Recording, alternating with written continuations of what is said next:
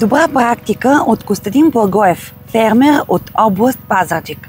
Той отглежда овощни насаждения, череши на площ от 12 декара и 200 квадрата, параскови 9 декара и половина и ябълки 5 декара и половина. Градините са създавани поетапно, като е изградена и система за капково напояване.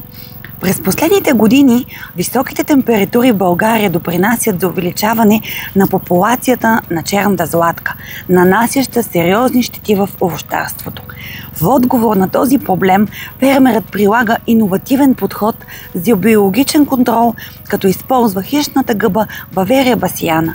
Тя прониква през обвивката на ларвите, унищожава ги отвътре и е особено ефективна при влажност над 60% и температури между 10 и 30 градуса.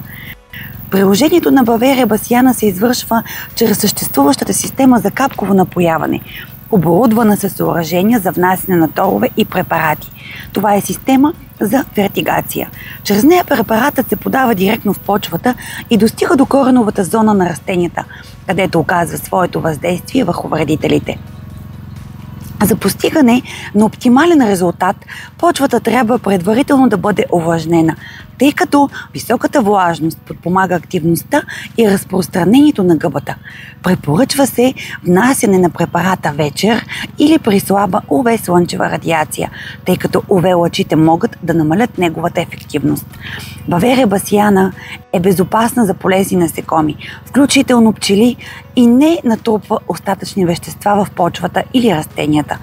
Освен това, тя има дълготраен ефект, тъй като може да се размножава в почвата и да осигури дългосрочен контрол върху вредителите. Тази гъба не води до развитие на резистентност при вредителите и се вписва отлично в програми за устойчиво управление на вредителите, които намаляват рисковете и въздействието на химическите пестициди върху човешкото здраве и околната среда.